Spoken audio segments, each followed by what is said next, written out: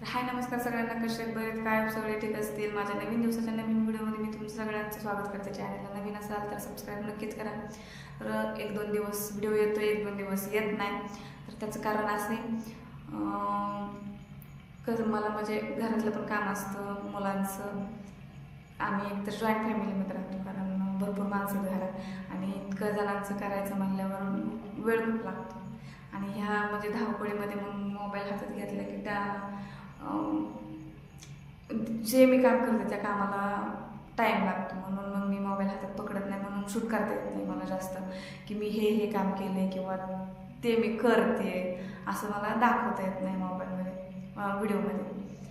तर आज आज पण 9 वाजल्यात. आज शनिवार असल्यामुळे मुलांची सकाळची शाळा होती 7:30 वाजता, तर मुलं शाळेत गेल्यात. आजची मग गावाला गेली, पण अजिंक्य, आयुष आणि आबी तिघं पण शाळेत गेल्यात. आणि तिघांना पण माझ्या म्हणजे आयुषच्या पप्पांनीच सोडलं.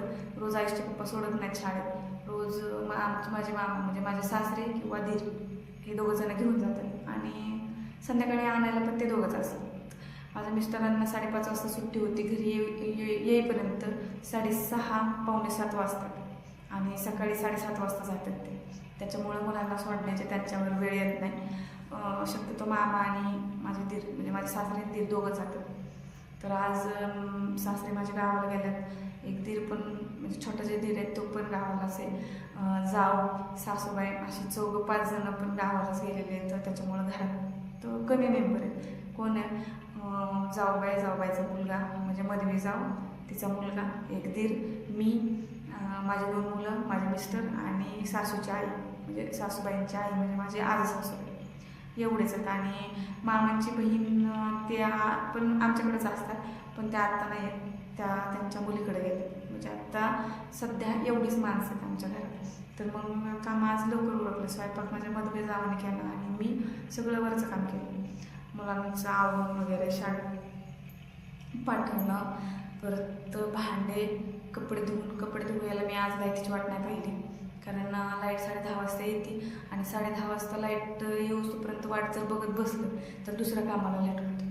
आणि माझ्याकडंच पाणी पण माझ्याकडंच आहे, तर पाणी मी भरलेलं नाही. 10:30 वाजता लाईट आल्यावर पाणी भरायचं. पाणी भरून मी ब्लाऊज कट करायला घेणार आहे आत्ता. तर काय होते, 10:30 वाजेपर्यंत जर लाईटची वाट बघत बसलं ना, तर तिथून पुढं लाईट कपडे धुस्तवरच 3-4 वेळा जाते. मग तसेच कपडे ठेवावे लागतात. मग ते कपडे नुसते एका कामाला कपडे धुण्यालाच 1-1.5 वाजते. लाईट जा करूस्तवर मी टाकीतून पाणी उचलून कपडे धुतलेत, कारण कपडे पण आज कमीच होते. इतके 5-6 माणसं कमी असल्यावर कपडे त्या माणसांची कमीच पडले, आमचीच होते. कपडे मी पटकन धुवून घेतले. म्हणजे जाऊ द्या, आज लाईटची वाटच नाही बघायची. आणि ब्लाऊज पण गिराईक पण आलेले. मी बरेच दिवस घरी नसल्यामुळं अगोदर पण आलेले काही ब्लाऊज आहेत आणि मी तिकडे गेल्यावर पण आलेले आहेत आणि मी आत्ता घरी आले तेव्हा पण आलेले. तर कालच एक गिराईक घेऊन गेले की ब्लाऊज झाले का नाही, आणि काहीचे पौर्णिमेचे ब्लाऊज आहेत. आत्ता सोमवार आहे वाटतं, म्हणजे मला पण नक्की नाही सांगता येणार, मी कॅलेंडर पाहिले नाही. घरातल्या बायका बोलतात की सोमवारी आहे म्हणून, तर सोमवारी काय आहे म्हणून आहे. तर ते वटपौर्णिमेचे ब्लाऊज आहेत, आजच्या आज कंप्लीट करून द्यावं लागतं मला त्यांना. तर काल मी एक म्हणजे ह्याचाच व्हिडिओ होता, ब्लाऊज शिवताच मी व्हिडिओ काढला होता, रील होती, इंस्टावर अपलोड केली होती. तर तिथे की छान कमेंट आली एका दादाची की ताई, जे तुम्ही काम करताय ना ते काम म्हणजे खूप भारी आहे. म्हणजे मी ब्लाऊज शिवते ते. तर त्यांना वडील नाहीत वाटतं. तर माझ्या आईने जेव्हा ते लहान असतात तेव्हा, तर माझ्या आईने हे काम करूनच आमचं शिक्षण पूर्ण करून आम्हाला नोकरीला लावले. आम्ही ह्या कामावरती जगलो. म्हणजे लहानपण वडील गेल्यावरती कसं असतं, ज्यांना वडील नाही त्यांना माहीत असतं, एका आईवर सगळी जबाबदारी असते. ती पूर्ण घराची जबाबदारी एका स्त्रीवर पडते.